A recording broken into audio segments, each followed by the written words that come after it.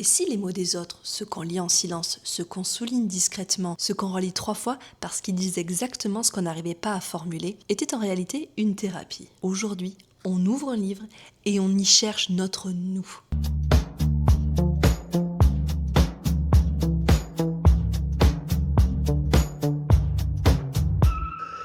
Bienvenue dans notre bulle, le podcast qui décomplexe la timidité. Chaque mercredi, on parle ensemble de développement personnel, de santé mentale, de timidité, d'introversion, de la vraie vie, quoi. Je suis Élise et aujourd'hui, je reçois Marie-Lise avec nous dans notre bulle. On est chacune de l'autre côté de l'écran, chacune dans notre univers respectif parce qu'on était un peu trop loin géographiquement. Salut Marie-Lise, Bonjour. tu vas bien? Ouais, je vais bien, merci et toi? Super, merci.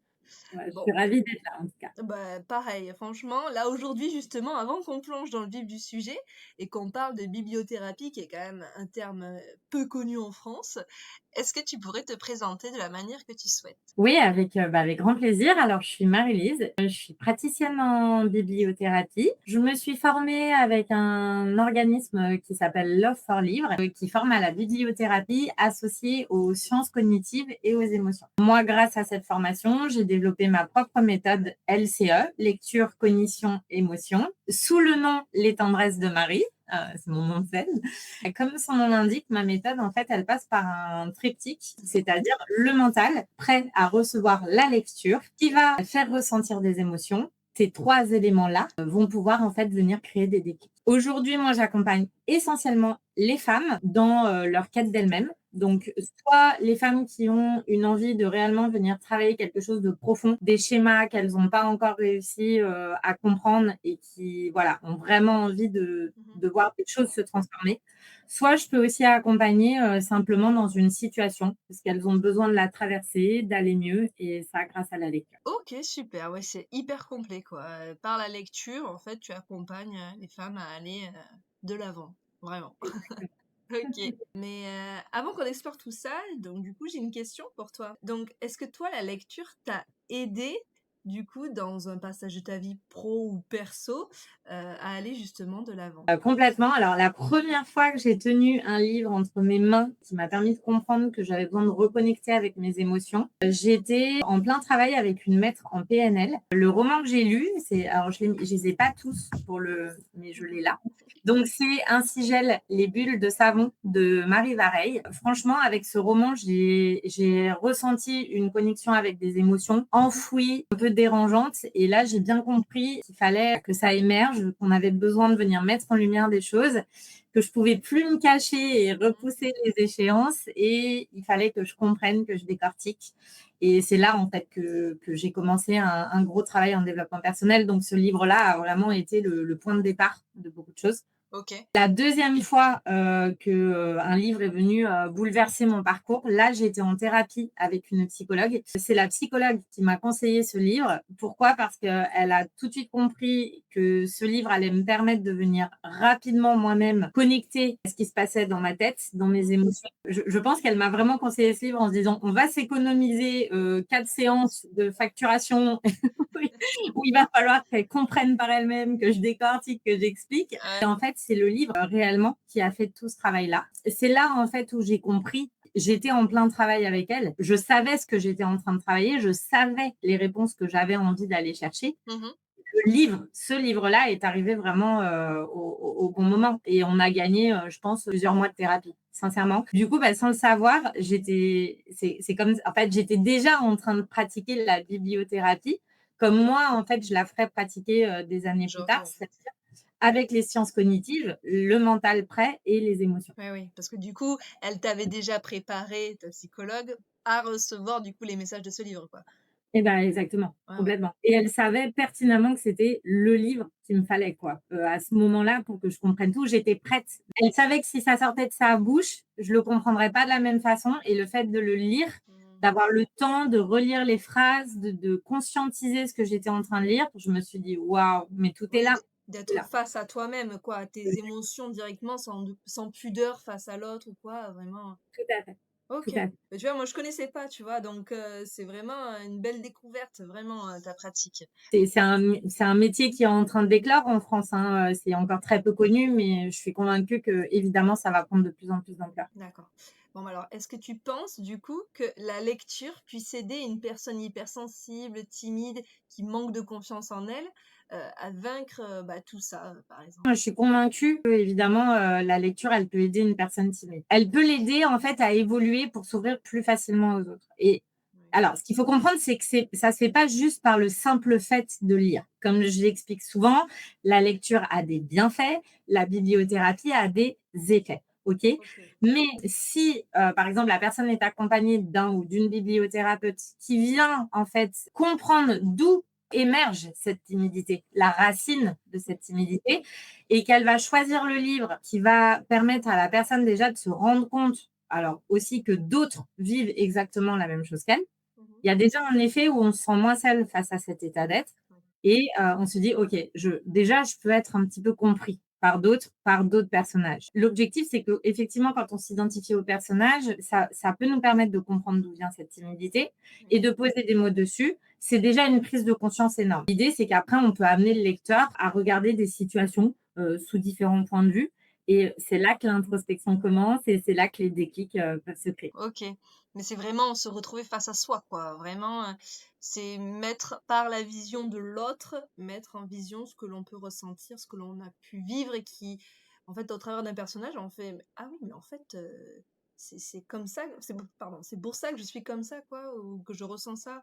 OK. Puis ça C'est ça, n'arrive pas qu'à moi aussi. Il y a aussi, exactement. cet effet-là, ouais. Il y a quelque chose qui est vraiment très important, c'est que connaître le vécu de la personne qu'on accompagne, nous en tant que bibliothérapeute, permet vraiment de choisir le bon livre. C'est vraiment aussi ça qui fait la différence, c'est que on va pas conseiller par exemple le même livre à quelqu'un qui a grandi dans un cadre familial A, de quelqu'un qui a Bien grandi sûr. dans un cadre familial B. Et c'est pour ça que connaître la personne quand on conseille le livre fait évidemment toute la différence. Mais bien sûr, mais comme, enfin, dans toute thérapie, quoi, vraiment, c'est chaque être est unique et justement, bah, tu peux pas donner la même recommandation à tout le monde, quoi. Ouais, c'est ça. C'est un peu ça aussi, des fois, j'essaye d'expliquer ça. Il y a beaucoup de groupes sur les réseaux, tu sais, qui sont des fans de lecture, des mordus de lecture, et cetera.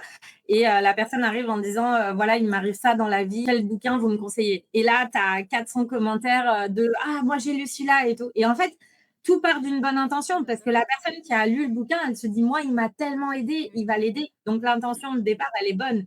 Mais en fait, on ne connaît pas le vécu de la personne et c'est souvent ce que j'explique. Un livre qui, à nous a fait du bien parce qu'on est dans un certain contexte de vie familiale, etc., peut provoquer l'effet inverse parce que la personne, bah, elle n'a pas ce contexte familial, elle n'a pas tout ça autour d'elle et Oui, résultat des oui. courses, on peut avoir un effet inverse. Mais oui. Donc, bon, c'est très bien de conseiller des bouquins, mais c'est souvent ce que je dis sur les gros traumas, etc. Mmh. Il faut quand même faire attention aux livres qu'on conseille comme ça à des gens qu'on ne connaît pas, quoi. Oui, bien sûr.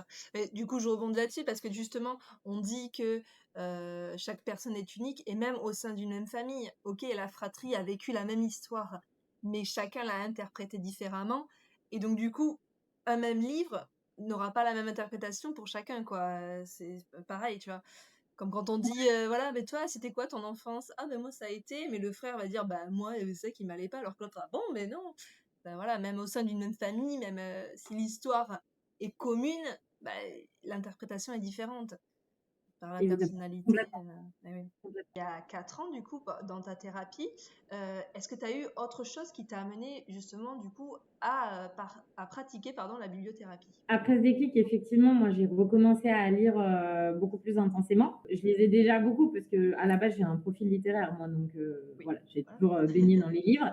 Mais en fait, avec ce déclic-là, j'ai compris que, bah, certaines de mes réponses, elles pouvaient être dans les livres et sans le savoir, je me suis constitué ma propre bibliothèque, Ouais. avec, beaucoup de romans avec lesquels je travaille aujourd'hui avec mes clientes. Après, l'autre déclic, ça a été un chemin, un petit peu, voilà, il n'y a jamais de hasard dans la vie, mais Mmh. moi, je faisais du scrapbooking, pendant 10 ans. Je me suis remise à faire des livres mystères. Donc en fait, j'emballais des livres avec une technique de scrap. Je mettais 4 petits mots sur un livre et les personnes achetaient les livres. C'est de là qu'est repartie l'histoire. Je refais mon site internet et c'est en faisant, l'arborescence de mon site Ouais. que, j'arrive au mot bibliothérapie. Là, tu sais, quand quelque chose, genre, lumière céleste, genre le «Ah!»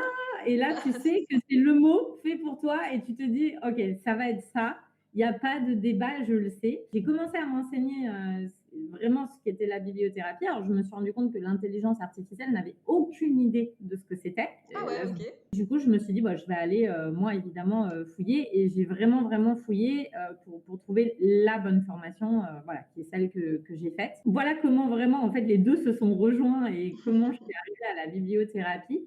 Aujourd'hui, ce qu'il faut bien comprendre, c'est que chaque livre que je préconise, moi, je l'ai lu.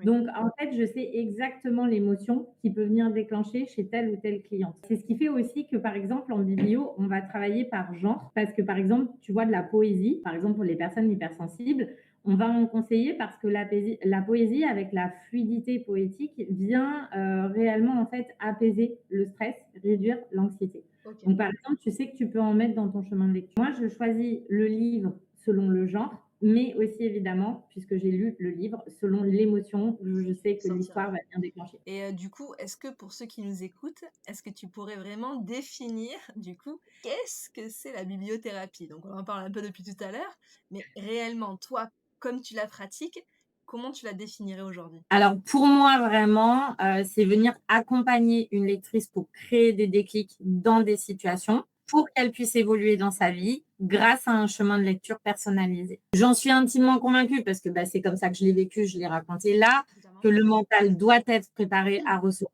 la lecture parce qu'évidemment, c'est la lecture derrière qui va transmettre la bonne émotion et c'est souvent ce que je dis en fait, s'il y a pas l'intention au départ, Oui. bah, du coup, ta lecture, ça reste une lecture plaisir et c'est déjà très bien, c'est pas ce que je dis, mais tu vas pas venir créer des déclics, tu vas pas avoir les questionnements, les réflexions profondes comme tu pourrais le faire si vraiment tu as cette intention de départ de te dire: «Je vais venir travailler sur quelque chose».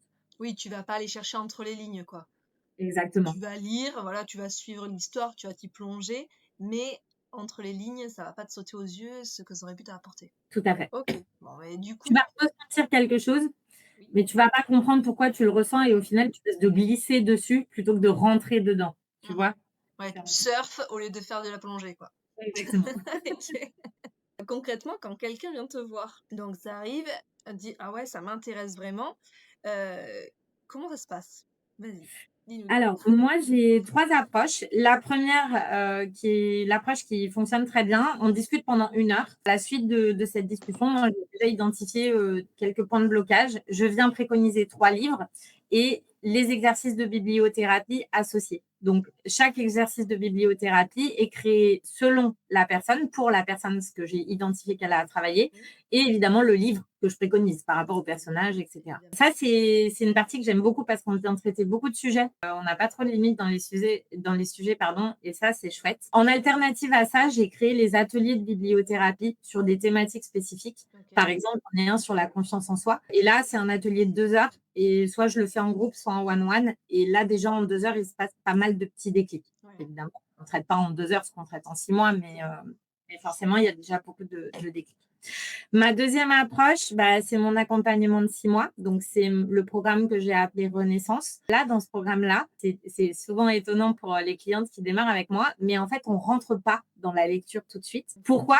Parce que bah, si la personne, elle est en surcharge mentale, la lecture, en fait, ça va être une to-do supplémentaire dans sa oui. journée. Moi, dans mon approche, je viens redonner réellement ces lettres de noblesse au livre. En fait, le livre, c'est une aide. Le livre va porter la personne, il vient aider et il vient pas créer une tâche de plus, en fait. Oui, oui, Donc, c'est pas: «Ah, il faut que je lise mon livre». Non, c'est: exactement, «Je vais lire, voilà, parce que ça va c'est ça. rapporter». Ah oui. Exactement.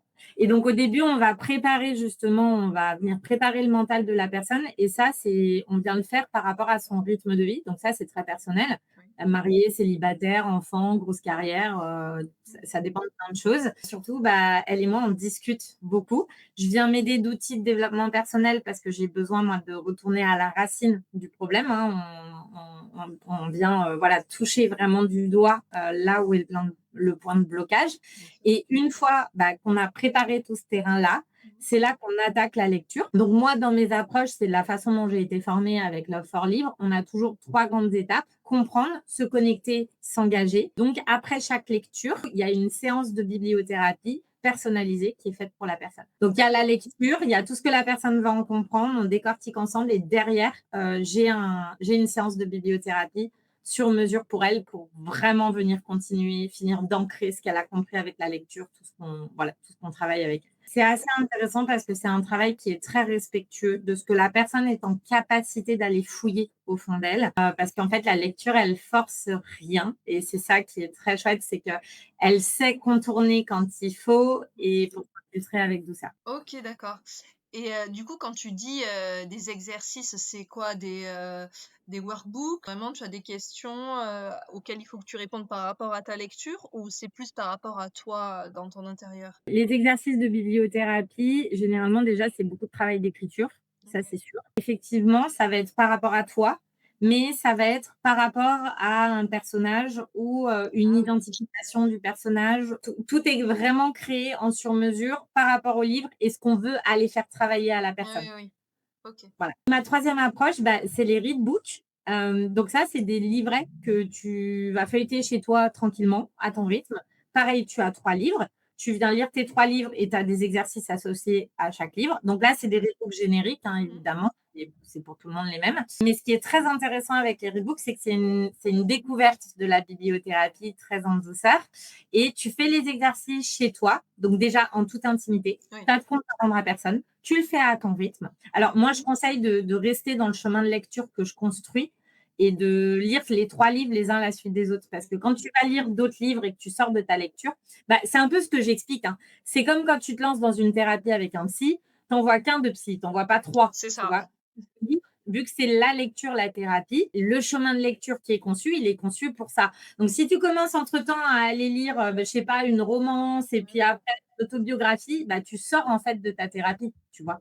Et les readbooks, ils sont vraiment conçus comme ça. C'est un chemin de lecture thérapeutique. Et j'adore ce format parce qu'il est vraiment apprécié.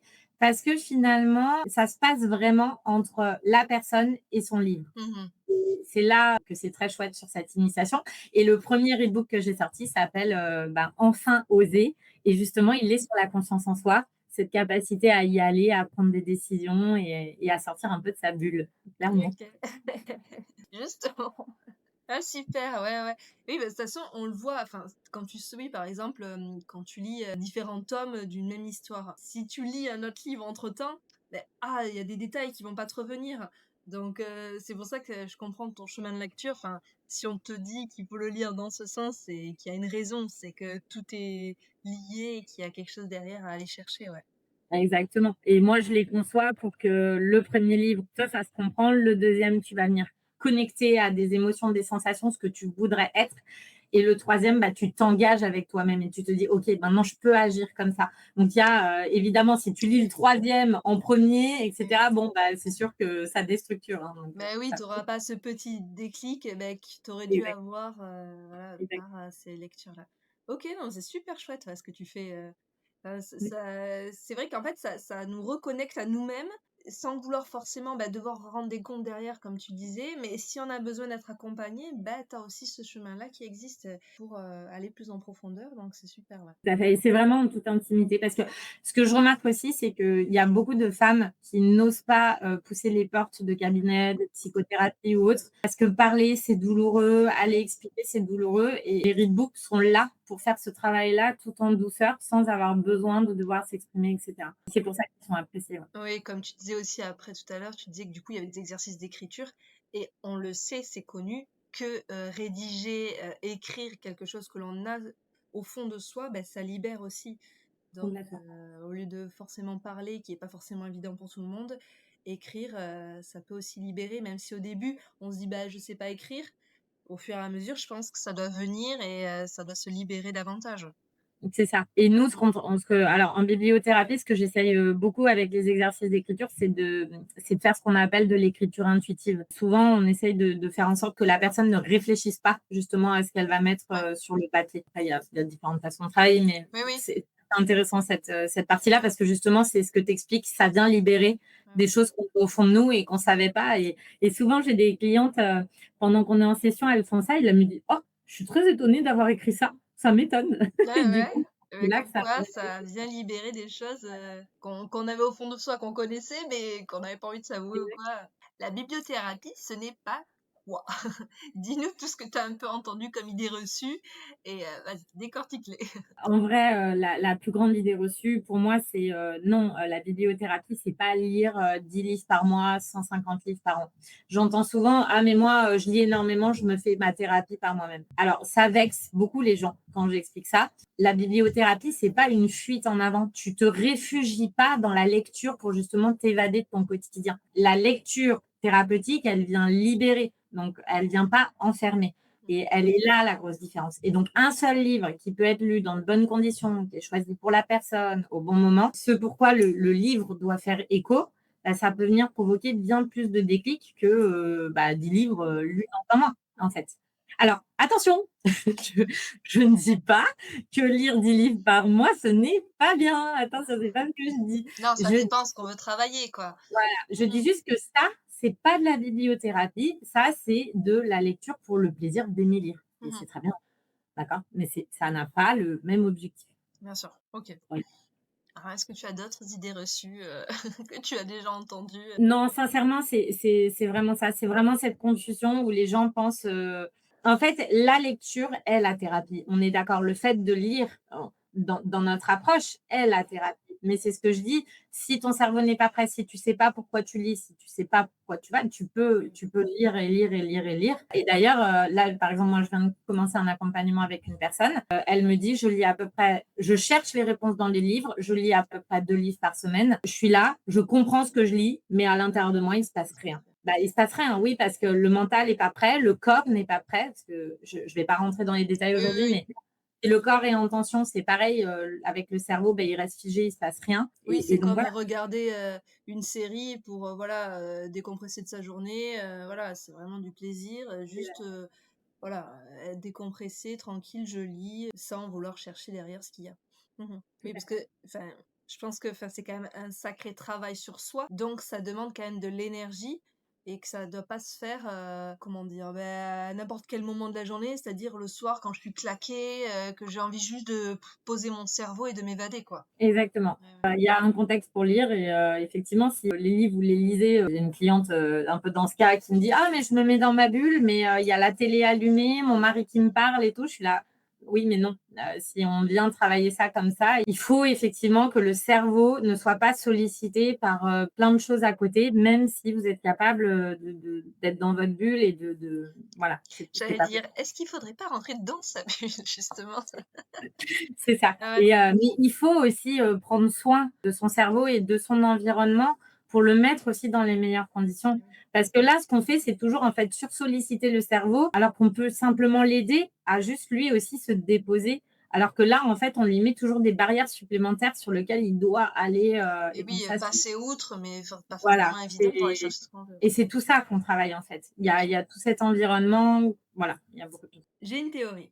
Je pense que les personnes timides et introverties ont un rapport très fort avec la lecture. On s'y plonge souvent, enfin moi j'en suis la preuve. Est-ce que tu observes justement dans ton travail ce phénomène-là? Est-ce que ce genre de personnes-là aiment plus lire que d'autres? Et si oui, pourquoi selon toi? Complètement et je l'observe, vraiment, régulièrement. Pourquoi?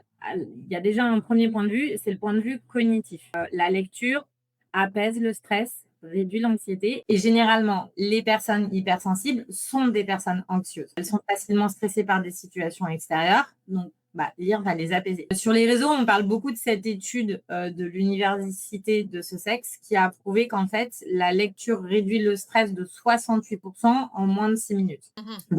Oui, évidemment, et aussi que cette étude prouve aussi que la lecture a plus d'effet sur l'anxiété que ce qu'on appelle les méthodes en pleine conscience, méditation, yoga, par exemple. Moi, perso, je dis qu'en pratiquer plusieurs, c'est ça le secret. Je suis un peu du genre à pas mettre tous ses œufs dans le même panier. Mmh. Donc, si tu fais et de la méditation et un peu de sport et du yoga et de la lecture, franchement, pour moi, tu as un combo gagnant, clairement. Donc ça, c'est la raison cognitive. Et on va dire qu'ensuite, il y a ce que j'appelle les raisons sociétales. Un livre, en fait, il ne jugera jamais. Donc, l'histoire, elle est racontée, elle n'impose rien. Et c'est là, en fait, que c'est l'inverse qui se produit, c'est que pendant ta lecture et pendant les 300 pages, c'est toi qui reprends le pouvoir. Tu peux être qui tu veux, tu peux t'identifier au personnage, tu peux le détester, tu peux émettre des jugements, être empathique et finalement, tu peux vraiment être celle que tu as envie d'être pendant cette lecture.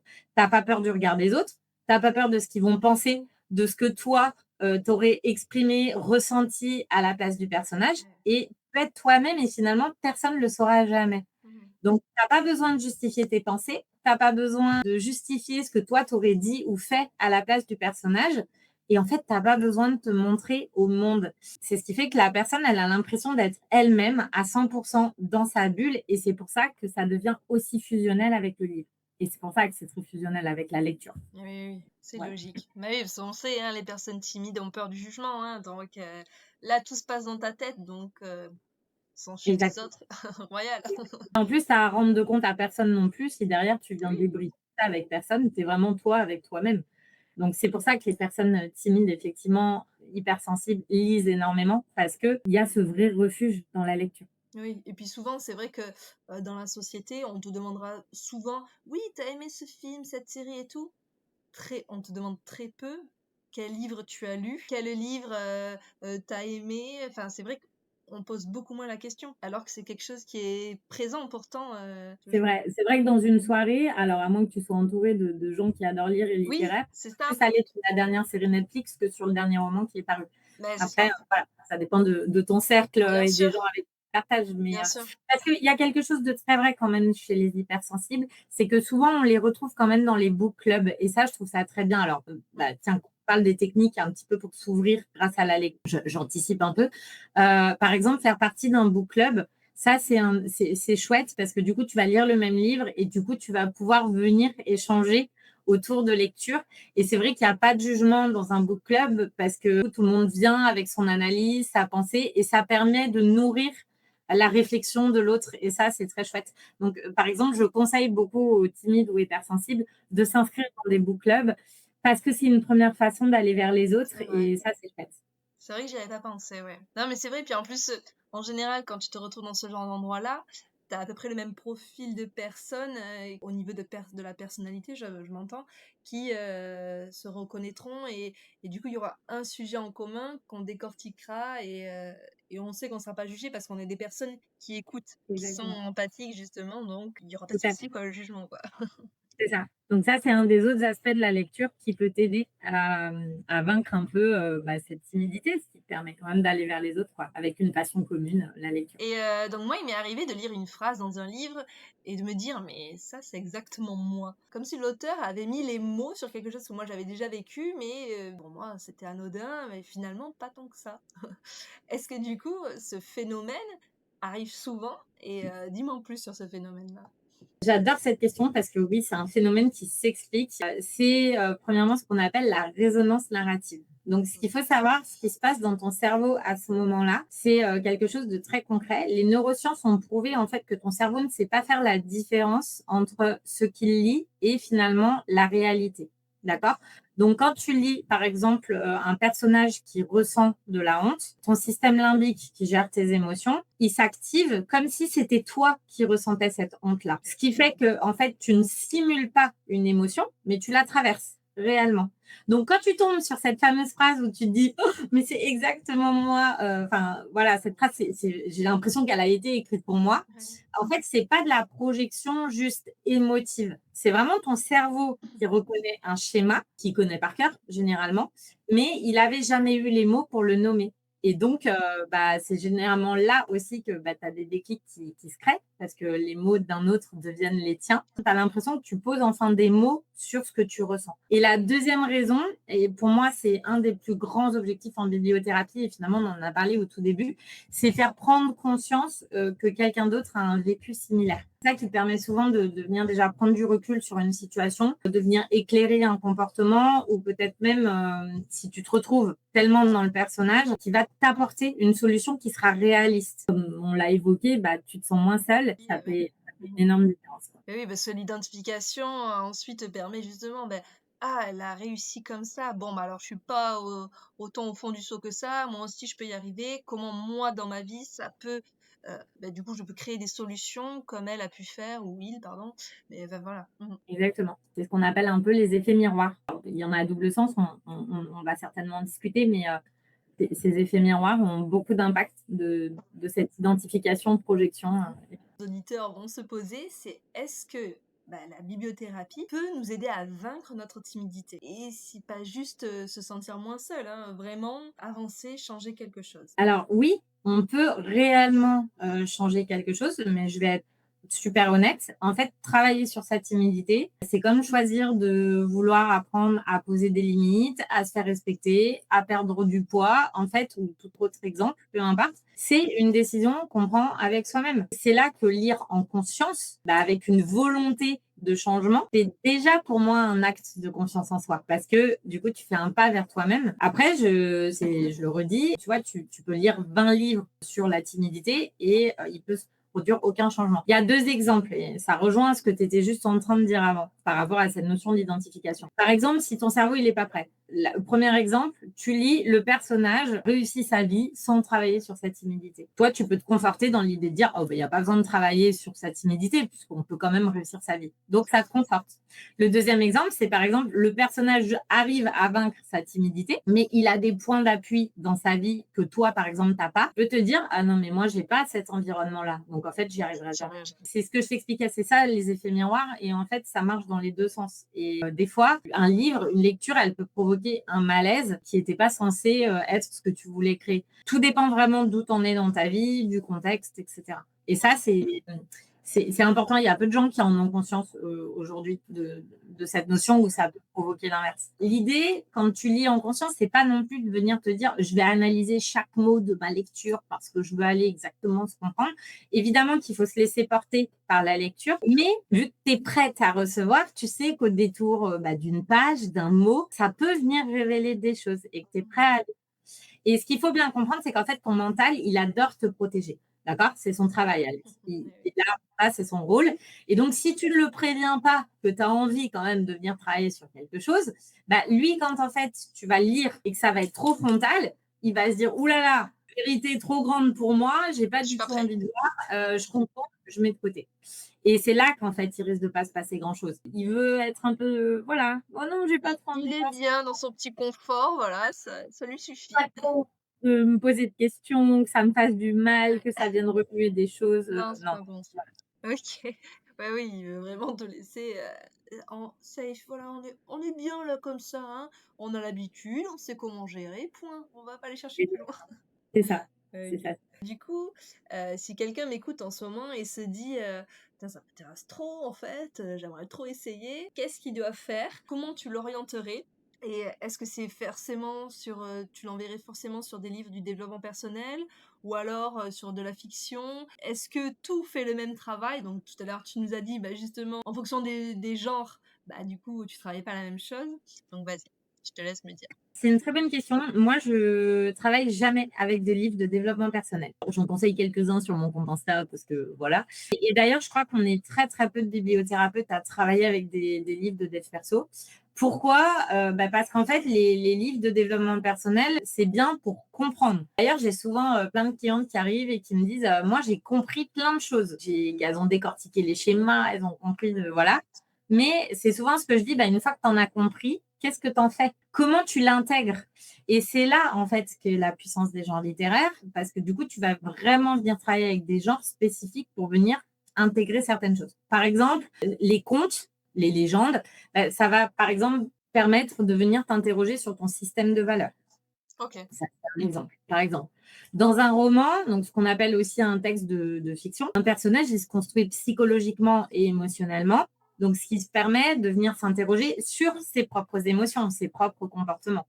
Donc, alors, pour nos auditeurs et puis auditrices, évidemment, pour aider à comprendre, par exemple, les schémas de la timidité, aussi à avoir une approche et une méthode un petit peu pour s'en libérer, je conseille le livre de Laurent Gounel, qui est Les dieux voyagent toujours incognito. Je ne sais pas si tu as déjà entendu parler de ce roman. Ok. Ce livre, il est assez intéressant parce qu'il donne de nombreux exemples sur ce que peut entreprendre justement une personne timide qui a peur du regard des autres pour réellement en fait amener des petits changements dans sa vie. Ce qu'il faut savoir, c'est que Laurent Gounel, c'est un spécialiste en programmation neurolinguistique et en fait, il a écrit beaucoup de ses livres sur cette base-là. Donc, tu as énormément de petits conseils comme ça, par exemple dans ce livre-là pour les personnes timides.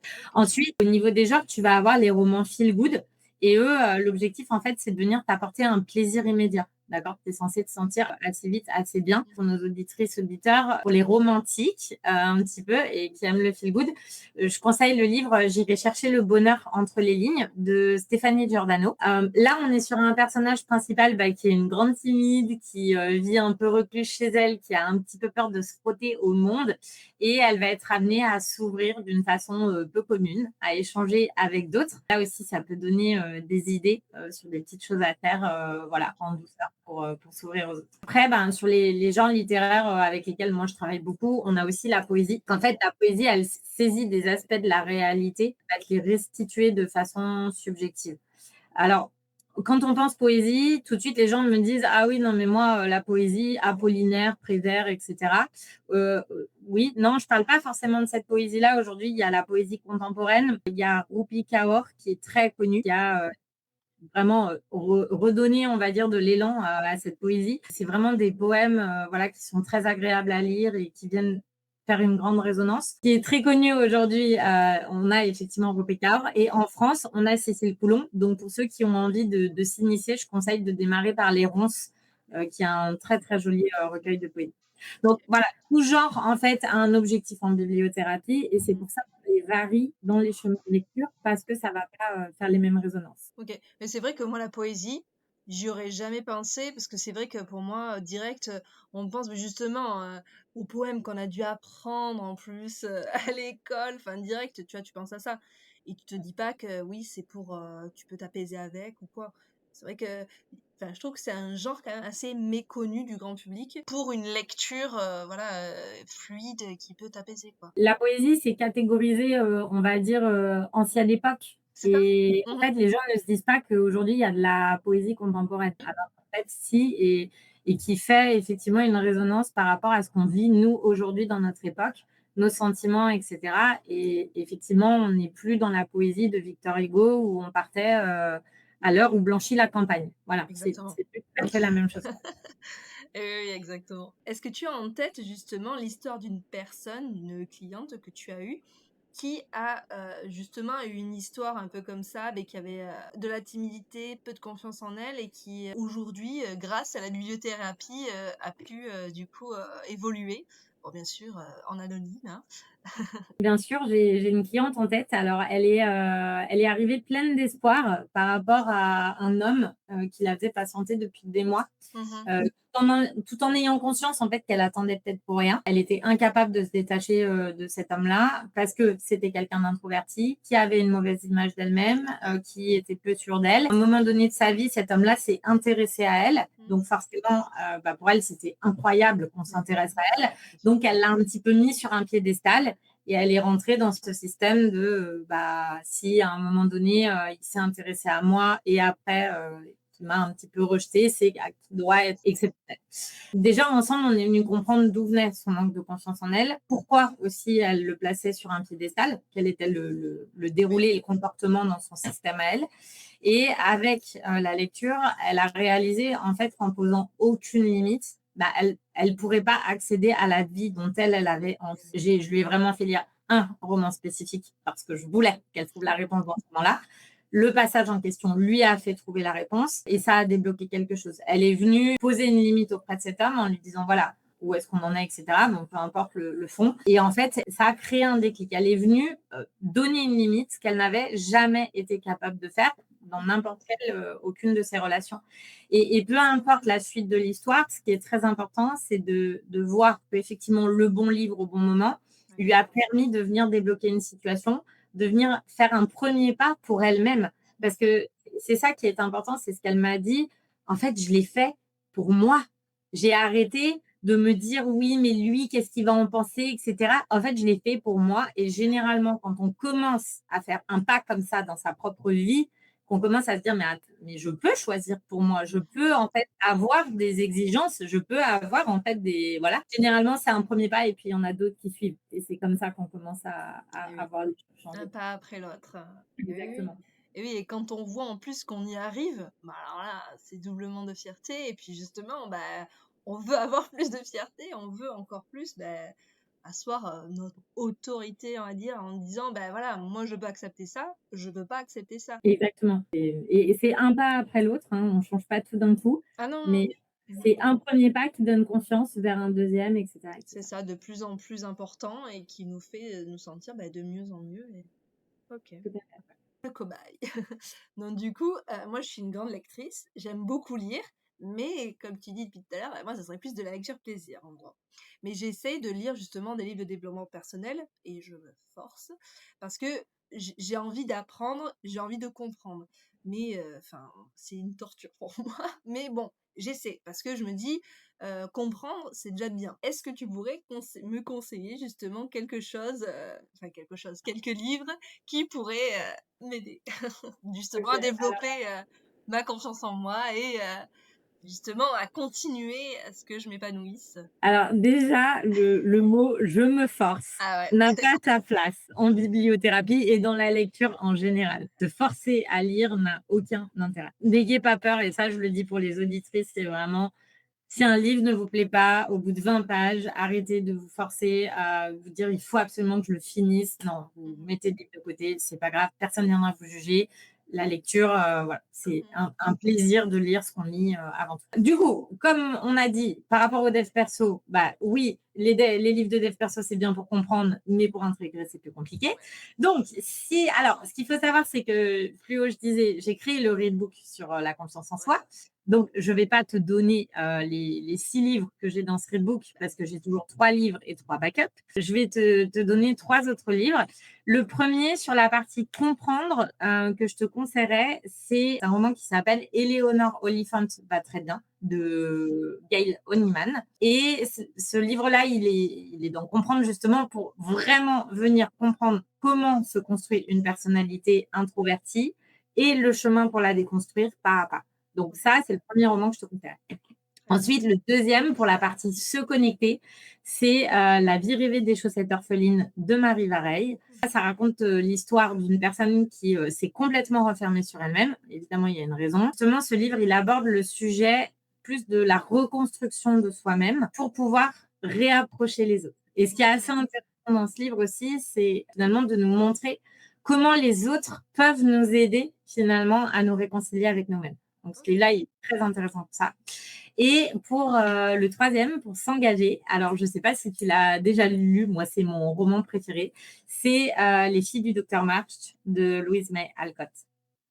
Non, ok. Alors, bon, évidemment, c'est un grand classique, c'est un grand roman. De nom, voilà, mais après. Voilà. Par contre, quand tu lis ce roman, tu te concentres sur le personnage de Joséphine March, parce que c'est vraiment celui-ci sur la notion de confiance en soi qui est très intéressant. Et du coup, si tu l'avais lu, parce que c'est un grand classique, sinon je t'aurais conseillé de lire Sauvage de Julia Carninan. Et aussi, pour aller s'engager avec soi-même, il est assez puissant.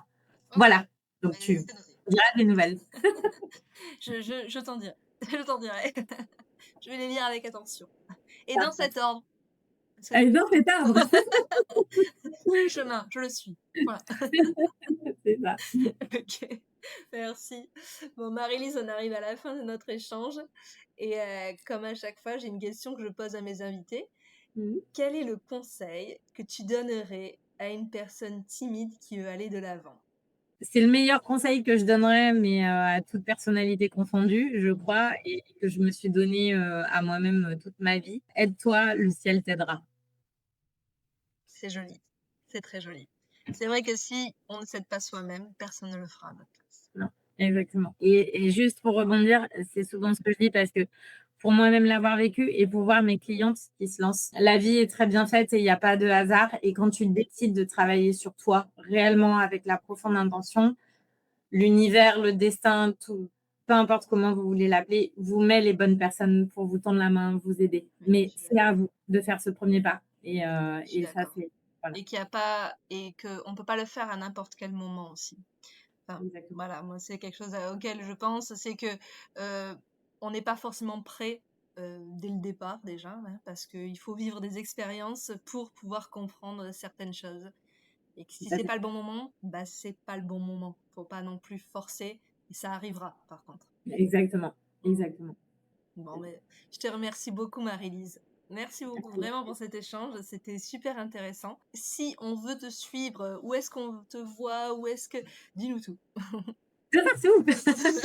Non, alors Instagram évidemment, Facebook, chaîne YouTube, j'ai mon site internet aussi et mon podcast aussi qui va sortir, fin d'année. OK, Pour, super. des personnes qui ont envie de prendre contact avec moi, il y a mes liens d'agenda et cetera partout sur mes bios, sur tous mes réseaux, donc c'est ultra facile de connecter avec moi. OK, super. De toute façon, je mettrai tout en description, comme ça il y aura pas de Ah oui, souci, on te retrouvera partout. super. Bon, beh, super. Eh bien, écoute, je te remercie beaucoup, vraiment pour cet échange. Vraiment, la bibliothérapie, foncez. Voilà, franchement, que dire de plus? Parce que franchement, voilà. Non, mais vraiment, ça permet de se découvrir davantage, de connecter avec soi et aller de l'avant, tout simplement. Tout à fait. Et ben, merci à toi pour cette invitation. Franchement, ça a été un plaisir. Merci pour ce super moment partagé ensemble et d'avoir permis de faire découvrir la bibliothérapie. Merci beaucoup. Eh bien, avec plaisir. À bientôt! À bientôt. Et toi, dis-moi en commentaire, c'est quoi le livre qui a changé quelque chose pour toi? Celui que tu recommanderais à une personne timide qui cherche à avancer? Même si Marie-Lise a dit que tout le monde ne l'interprétera pas de la même manière. Mais toi, quel est le livre qui t'a vraiment marqué? Je suis tellement curieuse de relire vos réponses. Je suis sûre qu'on va développer dans les commentaires une sacrée bibliothèque. Rendez-vous mercredi prochain pour un nouvel épisode. D'ici là, prends soin de toi, lis et surtout, n'oublie pas, ta timidité ne te définit pas. C'était Élise, on se retrouve très vite.